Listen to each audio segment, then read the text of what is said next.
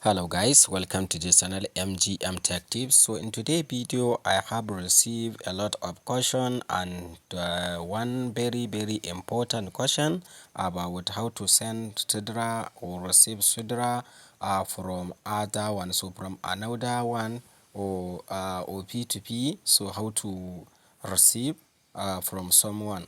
So I will show you how to do it step by step guys. So please subscribe, like and share, drop your comment. So a wannan bidiyon za mu yi magana dangane da wani dan tambaya da aka yi min wanda kuma naga tambaya ne mai matukar muhimmanci. So duk da yake wannan account ne na tutorial, this is tutorial account. So ba wai verify account bane. So ina son maku dan showing da shi to yanda idan ku account ɗinku so ya zama verify, so haka za ku iya using da shi. So mutane suna tambaya cewa how to send, how to receive from someone. So if you want to someone Sidra, so click on this sending. So if you want to receive, so click on receive. So step by step I will show you how to do it inshallah. So guys, kada a manta dai a yi liking, a kuma yi sharing, a kuma aje comment, a yi irin duk tambayan da ake so inshallah I will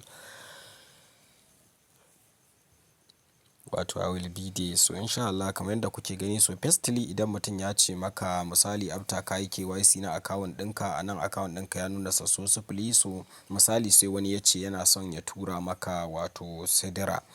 Misali kana son ka karbi Sidra daga wajen wani, so like ka yi P2P, so ka yi reselling a hannunsa, so kana son ka yi receiving. So firstly abin da zai fara ce maka shine ka bashi wato address naka. So in ya ce maka bashi address naka na wallet ɗinka na Sidra. So da farko abin da za mu yi, so in ka shigo cikin Sidra naka, if you want to receive from someone, click on receive.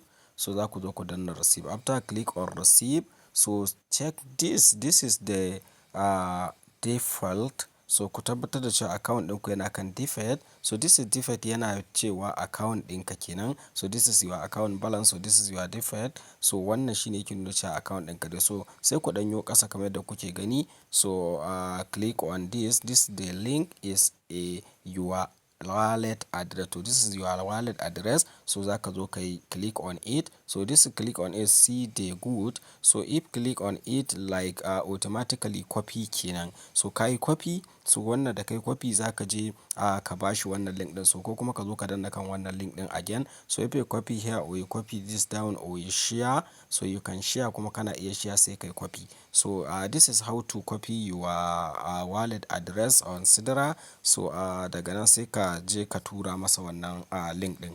So idan kuma kai ne misali kake son ka tura, so this is how to receive kenan. So I'm going to show you how to send someone Sidra balance from your wallet kenan. So kana son zaka tura ma wanda daga cikin wallet ɗinka wato Sidra, shi kuma abin da za ka yi shine, so za ka zo kai clicking on this sending. So this is sending. So click on sending. So after ka danna wato sending, so a nan gurin shi ma za ka zo ka kula da cewa account ɗin da yake kan default ɗin nan, so shine main account naka. So this is za ku ga akwai send two option kenan. So sannan kuma za ka zo nan gurin sai ka saka wato username ɗin mutum ko kuma ka yi pasting address nasa like this. So after ka yi copy address na wanda za ka tura ma, sai ka zo ka yi pasting. So baya ga wannan kuma this is the first one, the first way kenan. So idan kuma username ne, for example misali for example a ce sunansa Mr. Minister. So this is for example. So kuna iya amfani da username ɗin mutum. Sai ku zo nan gurin wato idan kuka zo ku saka address ɗinsa kenan anan. So kuka yi continue, so zai nuna muku wato amount. So after kun danna a nan gurin zai ce muku ku sa username ɗin mutum misali Mr. Minister. Bari ku gani misali sai mu je mu ce send. So kun ga a nan gurin invalid username ne saboda babu wannan username da, amma ku da kuke za ku tura za ku je ku samu correct one. So wanda yake username ne mai kyau na mutum sai ku sa. So this is ba ni da wani account mai suna wannan. So sun ce a nan gurin enter a username, a valid username or email or valid username. So za ku zo ku saka shi a nan ko ku yi scan na QR. Sannan a farko abin da za ku fara yi shine wato kun yi requesting, sannan kuwa ku zo ku saka amount, sannan kuma number 3 shine confirm. So in kuka yi confirm za ku zo ku saka account amount ɗin da kuke son ku tura ma mutum na Sidra. So daga nan kun sa amount, so directly za ku ga kun tura ma mutum. So this is how to send or receive Sidra from someone or send someone so in your Sidra wallet. So da fatan kun ji daɗin wannan bidiyo. So tambaya ne ƙarami kuma mai sauƙi amma na san yana da matuƙar muhimmanci.